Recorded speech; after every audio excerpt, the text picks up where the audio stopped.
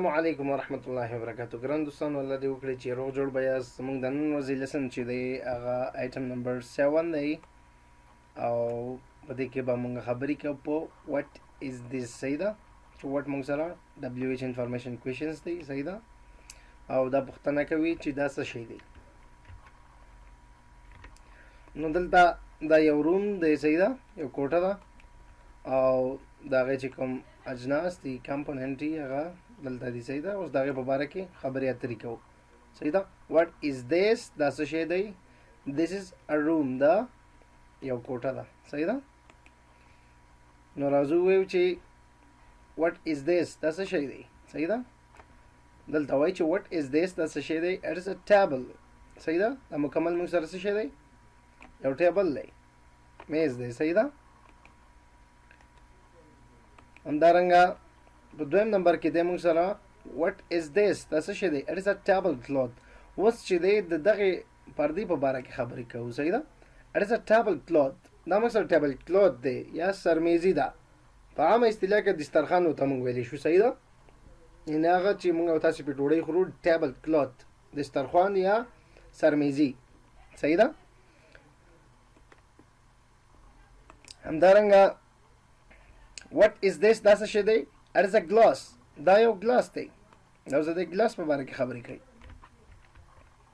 صحیح ده همدارنګه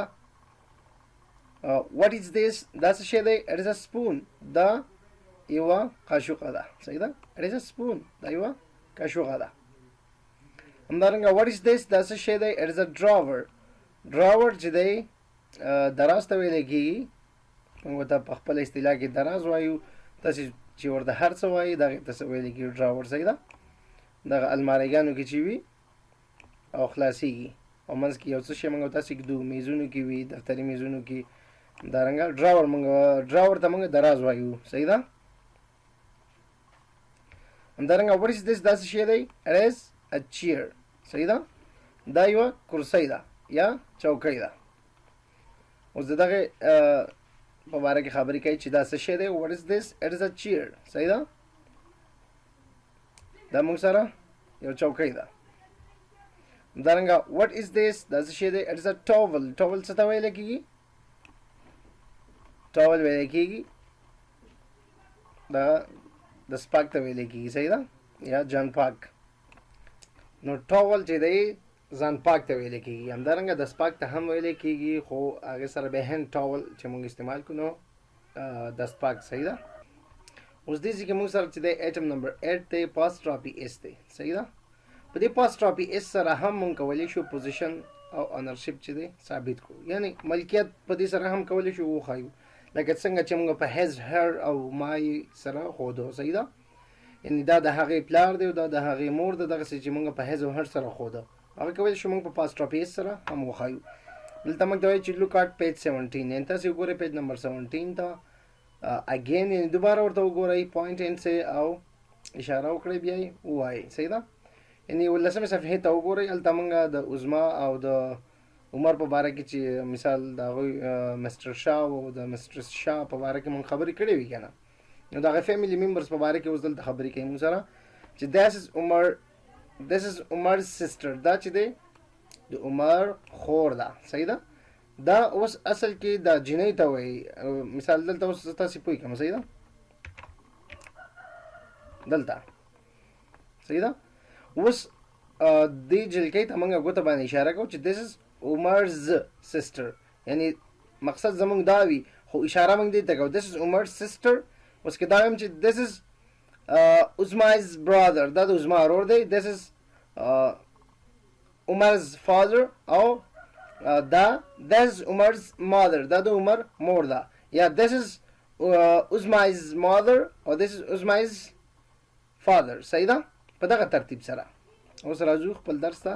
نو عمر دا اوس this is عمر's sister. صحیح ده یعنی اصل کې اوس دې کې موږ دا جلکۍ یادو. صحیح ده چې دا د عمر خور ده. صحیح ده د دې دوانو ترمنځ ریلیشنشپ ښایي. صحیح ده عمرز یعنی دا ټول هغه خلک دي چې مثال دا ریلیشنشپ سره موږ ښایو او اشاره به په دې ځای کې موږ ګوته به چاته نیسو د کس ته به نیسو. صحیح ده چې this is عمر's father یعنی د عمر پلار ته موږ ګوته نیولې ده عمر نشته دی په دې صورت کې صحیح ده this is عمر's father دا د عمر پلار دی this is عمر's mother اوس د عمر مور ده دلته خو وایو چې دا د عمر مور ده this is عمر mother یعنی مور ته موږ ګوته نیولې ده همدارنګه this is Uzma's brother صحیح ده دا د عظما ورور دی همدارنګه this is Uzma's father څنګه چې تاسو ته ما په پکچرز کې وښودل this is Uzma's mother یعنی دغه موږ چې اشاره چاته کوو هغه ټول دا خلک دي صحیح ده دې خلکو ته اشاره کوو او د دې خلکو ریلیشنشپ موږ د دې سره ښایو صحیح ده چې دا څه کېږي پوزیشن موږ دا ښایي صحیح ده که نه